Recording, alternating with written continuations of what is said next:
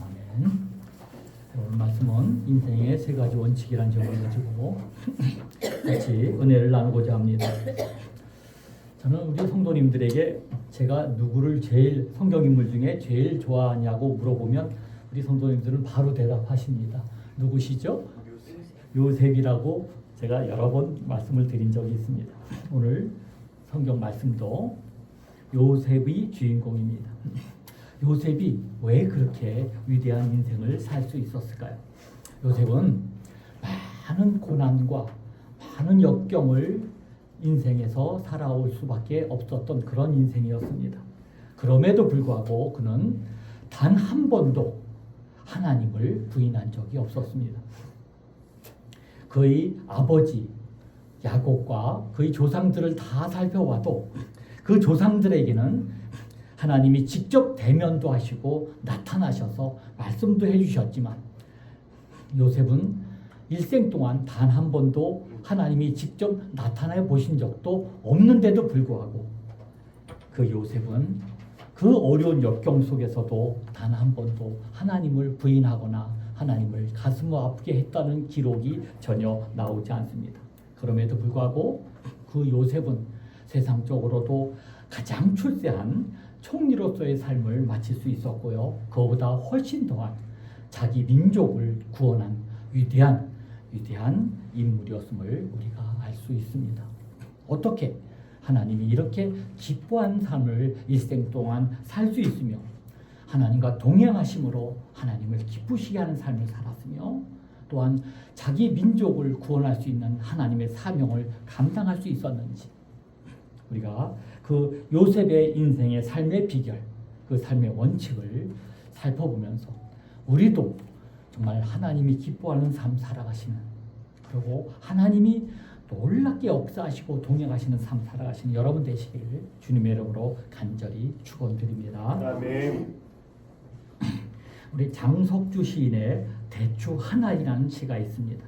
그 시를 보면 대추 한 알이 붉어지고 둥그러지기까지 그 안에는 태풍도 있었고 천둥도 있었고 벼락도 있었고 무설이 내리는 밤도 있었고 뜨거운 햇빛도 있었다는 내용입니다.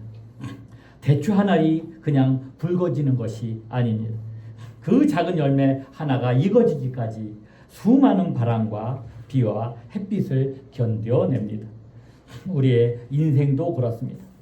여러분, 우리가 여기까지 이렇게 살아온 것이 다 그냥 된 것이 아닙니다. 우리 안에는 정말로 수많은 태풍이 있었습니다. 눈물의 밤이 있었고 억울한 날이 있었고 견디기 어려운 시간을 다 지내 오셨습니다. 요셉의 인생은 더욱더 그리했습니다. 형들에게 참 억울한 미움을 많이 받았고 구덩이에 던져지기도 했습니다. 은 20에 팔려 애굽의 종이 되었습니다. 보디발 아내의 그 억울한 누명을 써서 감옥에 갇히게 된 적도 있었습니다. 또한 정말 최선을 다해 도와주었던 술 맡은 관원장에게조차 새카맣게 잃어버린 그러한 인생을 맞이하기도 했었던 인생이었습니다. 요셉의 인생은 한마디로 말하면 끊임없는 태풍과 같은 인생이었습니다. 그런데 오늘 창세기 45장에 보니 그 모든 태풍을 통과한 요셉의 인생에 정말로 놀라운 반전이 일어납니다. 그동안 요셉은 참 여러 번 울었습니다. 창세기 42장에서는 형들을 피해 돌아서서 울었습니다. 43장에서는 동생 베냐민을 보고 마음이 북받쳐서 안방에 들어가서 몰래 울었습니다. 그러나 그때마다 요셉은 눈물을 닦고 다시 나왔습니다. 그런데 오늘 본문에서는 그 눈물을 더 이상 참을 수가 없었습니다. 45장 1절의 말씀입니다. 요셉이 시중 주는 자들 앞에서 그 정을 억제하지 못하여 그리고 2절에는 이렇게 기록합니다.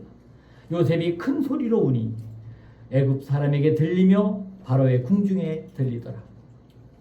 얼마나 크게 울었는지 그의 울음소리가 바로의 궁중까지 들렸습니다. 이것은 단순한 슬픔의 눈물이 아니었습니다. 지난 세월의 아픔과 억울함, 아버지를 향한 그리움, 형제들을 다시 만난 감격, 그리고 무엇보다 그의 모든 인생을 여기까지 인도하신 하나님의 섭리를 깨달은 그 고귀한 눈물이었습니다. 그 눈물 속에는 용서가 있었고 화해가 있었고 하나님의 구원이 있었습니다. 3절에서 요셉은 이렇게 말합니다. 45장 3절 말씀입니다. 나는 요셉이라 내 아버지께서 아직 살아 계시니까. 형들은 아무 대답도 하지 못합니다. 사실 얼마나 두려웠겠습니까? 자기를 죽이려고 했던 동생, 자기들이 죽이려고 했던 동생, 노예로 팔아먹어버렸던 그 동생이 지금 그 강대국 애굽의 총리가 되어 자기들 앞에 서 있었던 것입니다. 이제는 복수만 남은 것으로 보입니다. 그런데 요셉이 말합니다. 내게로 가까이 오세요. 이 말은 참 은혜롭습니다. 너희가 나에게 한 일을 기억하라 라는 말이 아닙니다. 이제 너희가 대가를 치를 차례다가 아니었습니다. 내게로 가까이 오라. 그리고 이어지는 5절에 오늘 말씀에 중요한 핵심이 들어있습니다. 45장 5절은 이거 띄워주시면 우리 한번 같이 읽겠습니다. 45장 5절입니다. 시작. 당신들이 나를 이곳에 팔았다고 해서 근심하지 마소서. 한탄하지 마소서. 하나님이 생명을 구원하시려고 나를 당신들보다 먼저 보내셨나이다. 아멘. 저는 오늘 이 말씀 속에서 우리가 믿음을, 인생을 살아가는 사람이 꼭 붙잡아야 할 세 가지 인생의 원칙을 발견합니다. 그 원칙을 살펴보도록 하겠습니다. 첫 번째 원칙은 하나님이 하셨습니다 입니다. 아멘. 요셉의 첫 번째 고백의 주어는 하나님이었습니다. 하나님이 생명을 구원하시려고. 요셉은 분명하게 말합니다. 당신들이 나를 이곳에 팔았다.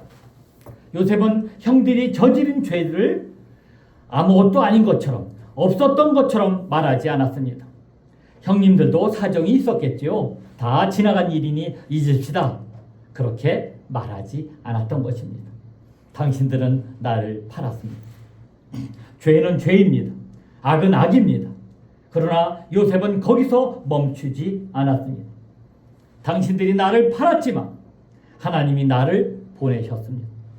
이것이 믿음입니다. 성경이 말하는 하나님의 섭리는 인간의 악을 선이라고 미워하는 것이 절대 아닙니다. 인간의 죄에 대한 책임을 없애는 것도 아닌 것입니다. 형들은 악한 일을 했습니다. 그러나 하나님께서는 그들의 악보다 크셨습니다. 사람이 악한 뜻으로 시작하는 일을 하나님께서 붙드시고 결국 생명을 살리는 선한 결과로 바꾸셨던 것입니다.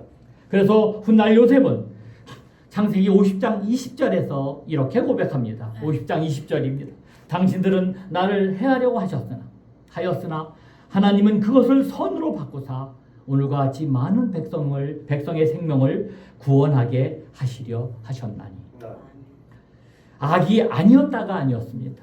악은 악이었지만 하나님께서 선으로 바꾸셨다.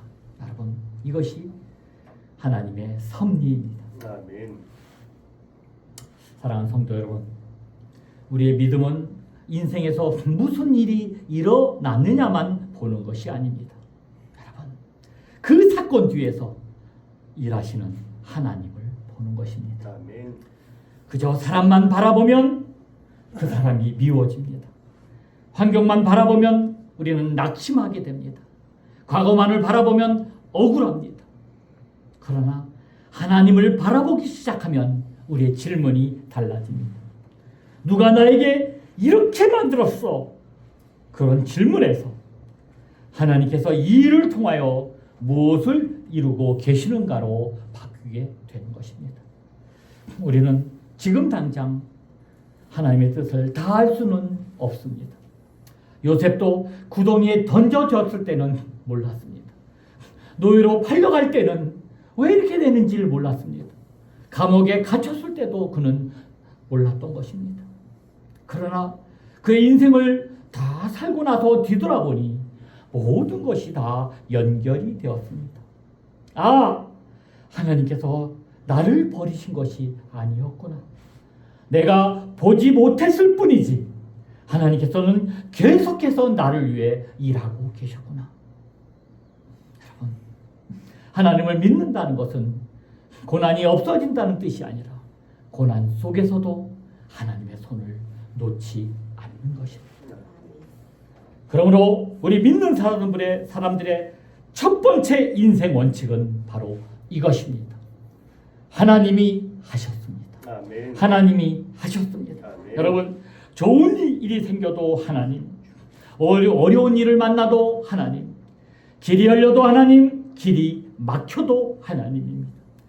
인생의 주어가 내가 아니라 하나님이 되는 것입니다. 성도 여러분, 여러분과 여러분의 삶에 지금 이해되지 않는 일이 혹시 있으십니까? 아직 해결되지 않는 상처가 있으십니까? 오늘 당장 모든 이유를 설명할 수는 없어도 여러분, 이것만큼은 붙들 수 있기를 바랍니다. 좋으신 하나님의 뜻이 반드시 있을 것이다. 그리고 언젠가 후에 뒤돌아보며 반드시 모든 사람이 고백할 날이 올 것입니다. 아, 하나님이 여기에도 분명히 계셨구나. 하나님이 하셨습니다. 아멘. 두 번째 인생 원칙은 생명을 구원하시려고입니다. 요셉이 말합니다. 45장 5절 말씀입니다. 하나님이 생명을 구원하시려고 나를 당신들보다 먼저 보내셨나이다. 아멘. 요셉은 자신의 출세와 성공을 자기 자신을 위해 해석하지 않았습니다. 요셉은 애굽의 총리가 되었습니다. 어마어마하게 높게 되었습니다. 권력을 얻었고 명예를 얻었습니다. 부를 얻었습니다. 그런데 요셉은 이렇게 말하지 않았습니다. 고생 끝에 내가 애써서 성공했습니다. 보십시오. 나를 무시하는 놈들보다 내가 더 잘 됐습니다. 라고 말하지 않았습니다. 요셉은 자기가 어떻게 이 자리에 왔는지를 깨달았던 것입니다. 생명을 구원하시려고 요셉의 이 한마디가 요셉의 인생을 바꾸었던 것입니다. 사랑하는 성도 여러분, 하나님께서 우리에게 무엇인가를 주는 데는 다 목적이 있습니다. 하나님 우리에게 재물도 주시고 때로는 건강도 주시고 때로는 명예도 주십니다. 우리가 기도했던 모든 것도 다 주십니다. 우리에게 직장도 주십니다. 우리에게 배우자도 주셨습니다. 우리에게 사업장도 주셨습니다. 우리에게 가정도 주셨습니다. 아멘. 자녀도 주셨습니다. 물질도 주셨습니다. 우리에게 은사도 주셨습니다. 우리에게 셀 수 없는 많은 것을 주셨습니다. 여러분, 그 모든 것을 왜 주셨을까요? 내가 잘나서 나 혼자 편안히 살라라고 주신 것이 아닙니다. 오늘 말씀처럼 우리에게 주신 그 이유는 생명을 살리는 일에 사용하라라고 분명하게 주신 것입니다. 아멘. 그 마음을 먹을 때 요셉처럼 우리의 인생도 바뀔 것입니다. 우리가 돈을 벌고 있는 것도 생명을 살리기 위해서입니다. 우리의 가정도 생명을 살리는 가정이 되어야 합니다. 여러분, 우리 교회도 마찬가지입니다. 교회가 존재하는 이유는 그저 건물을 지키고 이 자리에서 잘 먹고 잘 사는 것이 아닌 것입니다. 전통을 지키는 것만이 아닙니다.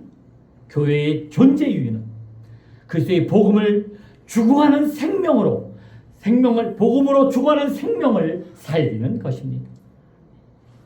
우리 교회 안에도 상처받는 사람들이 있습니다.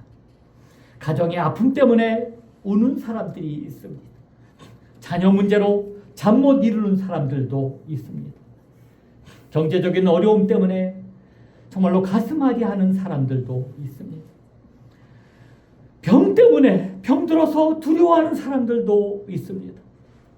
아무에게도 말하지 못한 상처를 품고 이 시간도 예배드리는 사람이 있는 것입니다.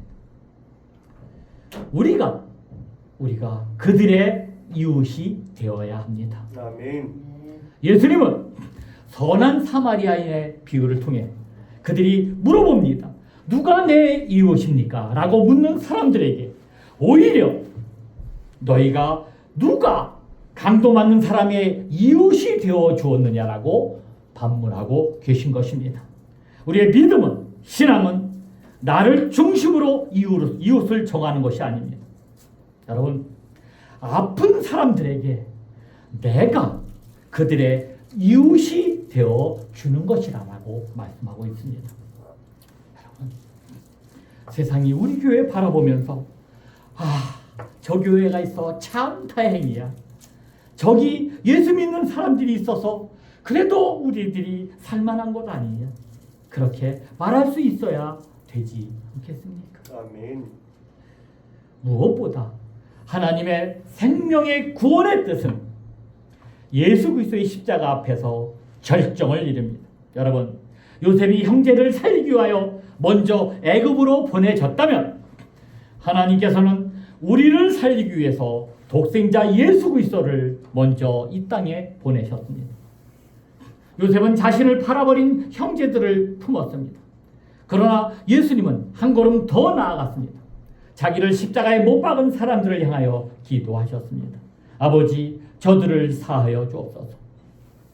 우리도 그 은혜로 구원받았습니다. 우리는 주님께 잘해서 구원받은 사람이 아닙니다. 원래 죄인이었고 하나님을 거역했고 주님을 외면했던 우리를 한 예수님께서 먼저 사랑하셨습니다. 아멘. 십자가는 하나님의 응답입니다. 내가 너를 살려주겠다. 그러므로 복음을 아는 사람은 사람을 죽이는 말보다 살리는 말을 해야 합니다. 정죄보다 회복을, 미움보다 용서를, 분열보다 화해를 만들어 가야 합니다. 여러분, 우리 때문에, 나 때문에 한 사람이 다시 살아갈 힘을 얻고, 나 때문에 한 영혼이 예수님께로 돌아오고, 우리 때문에 한 가정이 다시 일어설 수 있다면 그것은 얼마나 복된 인생이겠습니까? 오늘 주님이 우리에게 주시는 두 번째 인생 원칙, 바로 생명을 구원하시려고 나에게 주셨다입니다. 세 번째 원칙은 나는 보냄받은 사람입니다. 입니다. 요셉은 마지막으로 말합니다. 45장 5절의 말씀입니다. 나를 당신들보다 먼저 보내셨나이다. 사실 이 말은 참 놀랍습니다. 과거 요셉에게 애굽은 끌려온 곳이었습니다. 이렇게 말해야 합니다. 나는 팔려왔습니다. 나는 끌려왔습니다. 나는 억울하게 여기까지 왔습니다. 보통 사람들은 다 이렇게 얘기합니다. 그런데 믿음의 눈이 열리고 나니 놀랍게 표현이 바뀝니다. 팔려왔다가 아니라 나는 보냄을 받았습니다. 상황은 아주 똑같았습니다. 애굽은 그대로 애굽이었습니다. 그러나 인생의 보는 눈이 달라진 것입니다. 사랑하는 성도 여러분, 우리의 믿음은, 우리의 신앙은 환경만 바꾸는 것이 아니라 환경을 바라보는 눈을 바꾸어 줍니다. 아니, 내가 왜 여기에 있어야 합니까? 라고 질문하던 사람들이 하나님께서 왜 나를 여기 보내셨습니까? 라고 묻기 시작하는 것입니다. 이것이 사명입니다. 여러분, 우리가 지금 살아가는 이 자리는 우연한 자리가 아닙니다. 가정에서 내가 지금 부모로 살아가는 것도 사명입니다. 직장에서 일하는 것도 사명입니다. 사업한 것도 사명입니다. 교회에서 맡은 작은 직분도 모두 다 사명입니다. 아멘. 우리는 그곳에 그냥 그 자리에 그냥 있는 사람이 아니라 모두 다 보냄받은 사람입니다. 교사는 학교로 보냄받았습니다. 직장인은 직장으로 보냄받았습니다. 의료인은 병원으로 보냄받았습니다. 사업가는 사업장으로 보냄받았습니다. 부모들은 가정으로 보냄받았습니다. 그리고 우리 모두는 세상 속으로 보냄받은 그리스도인입니다. 예수님께서 부활하신 후 제자들에게 이렇게 말씀하셨습니다. 아버지께서 나를 보내신 것 같이 나도 너희를 보내노라. 교회는 세상에서 도망쳐 나온 사람들만의 피난처만이 아닙니다. 예배를 통해 은혜를 받고 다시 세상으로 보냄받는 공동체인 것입니다. 그러므로 여러분, 내일 아침 월요일에 직장을 갈 때 이렇게 한번 생각해 보시기 바랍니다. 아이고, 또 출근해? 가 아니라 하나님이 오늘도 나를 보내시는구나. 가정으로 돌아가면서도 가정 가서 또 감당할 일이 또 많겠구나 가 아니라 하나님께서 오늘도 이 가정에 나를 보내셨구나. 그렇게 생각하면 우리의 인생의 의미가 달라집니다. 여러분, 힘들어도 사명이 되고 눈물이 나도 사명이 되고 작은 일도 거룩한 일이 됩니다. 요셉은 감옥에 있을 때도 보냄을 받은 사람이었습니다. 보디발 집에서도 보냄 받은 사람이었고 바로의 궁전에서도 보냄 받은 사람이었습니다. 그러므로 중요한 것은 여러분, 내가 어디에 있는 것이 있느냐가 아니라 그 자리에서 누구의 사랑으로 살아가느냐인 것입니다. 아멘.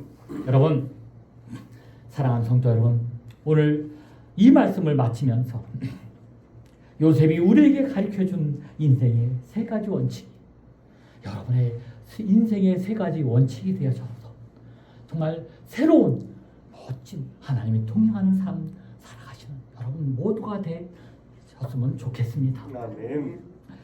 첫 번째, 누가 하셨습니까? 하나님이 하셨습니다. 둘째, 왜 하셨습니까? 생명을 구원하시려고 합니다. 셋째, 나는 누구입니까? 하나님께 보냄받은 사람입니다. 이 세 가지 원칙이, 이 세 가지 고백이 분명해지면 여러분의 인생을 바라보는 눈이 달라집니다. 저와 여러분의 인생이 달라지게 되는 것입니다. 나를 상처 준 사람만 보이지 않고 그 너머에 하나님이 보입니다. 그저 이 역경과 고난만 보이지 않고 하나님께서 이루실 구원의 목적이 보입니다. 내 자리가 초라해 보이지 않고 하나님께서 보내신 사명의 자리가 보여지게 되는 것입니다. 이것이 가능하게 하는 가장 큰 힘은 예수 그리스도의 십자가입니다. 우리에게는 요셉보다 더 큰 분이 계십니다. 예수님은 죄가 없으셨지만 버림받으셨습니다. 배신당하셨고 조롱받으셨고 십자가에 못 박히셨습니다. 그러나 하나님은 그 십자가를 우리의 구원의 길로 바꿔주셨습니다. 사람들은 예수님을 죽이려 했지만 하나님께서는 그 십자가를 통하여 우리를 살리셨습니다. 그러므로 십자가를 믿는 성도는 절망이 마지막이라 말할 수 없습니다. 지금의 상처가 여러분 마지막이 아닙니다. 지금의 아픔이 마지막이 아닙니다. 지금의 실패가 마지막이 아닙니다. 요셉의 구덩이가 마지막이 아니었습니다. 요셉의 감옥도 마지막이 아니었습니다. 하나님께서 요셉의 마지막 장을 하나님이 친히 쓰셨습니다. 우리의 인생도 마찬가지입니다.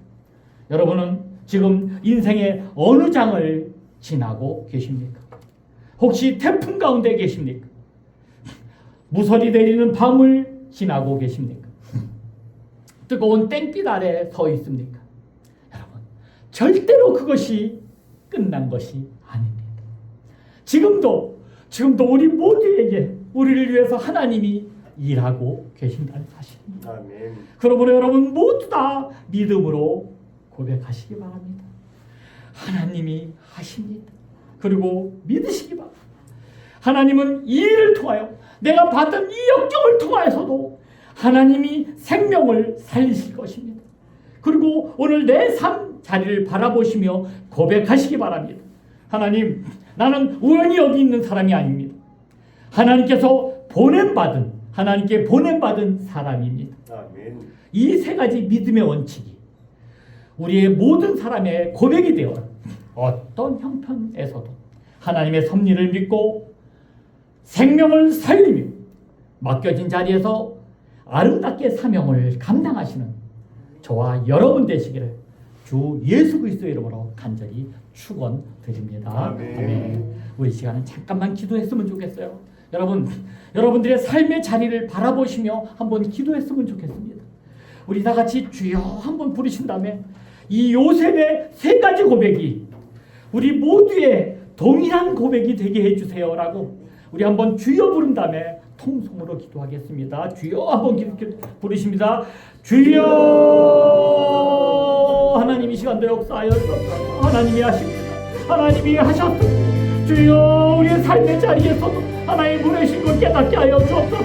주여 우리를 불쌍히 여기셔서 무선이 내는 마주치는 보이도 뜨거운 땡볕 아래 계신 것처럼 보여도 아직 끝난 것이 아님을 깨닫게 하여 주옵소서. 주여 하나님이 하셨습니다. 하나님이 일하심을 깨닫게 하여 주옵소서. 주여 어떤 곳에서도 하나님 보내신 사람을 깨닫게 하시고 하나님 지켜주시고 인도하여 주옵소서.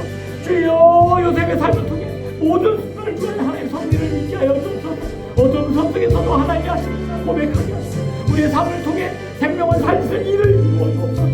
우리가 있는 모든 자리가 우연한 자리가 아니라 하나님께 보내신 사명의 자리를 기억하게 하셔서 사랑과 용서와 화해 사랑으로 우리 살리시고 십자가의 예수 그리스도의 이름으로 완전히 살게 하여 주옵소서. 주여 우리를 불쌍히 여겨서 우리의 모든 사람이 새 생명을 갖고 새로운 희망을 갖고 새로운 소망을 갖고 하나님께 영광 돌며 살아갈 수 있도록 주여 역사하여 주옵소서. 지금의 고난이 끝이 아님을 깨닫게 하시고 하나님을 굳게 붙잡고 요셉처럼 가장 유리한 인물로 하나님이 동행하시는 가족으로 살아가는 우리 모두가 될 수 있도록 하나님 지켜주시고 인도하여 주옵소서.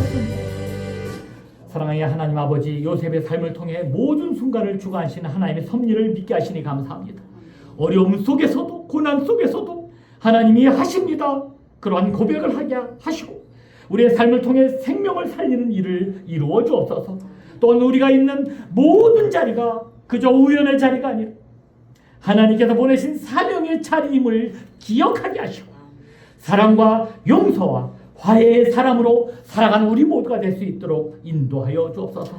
무엇보다도 우리를 살리시기 위해 십자가를 지신 예수 그리스도를 바라보며 끝까지 믿음으로 살아가는 우리 모두가 될 수 있도록 인도하여 주옵소서.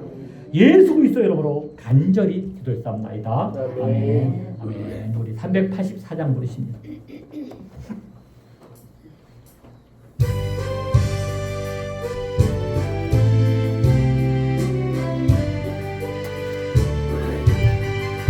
너희가 갈 길 다각도록 예수 인도하시니 내 주 안에 있는 공을 어찌 오시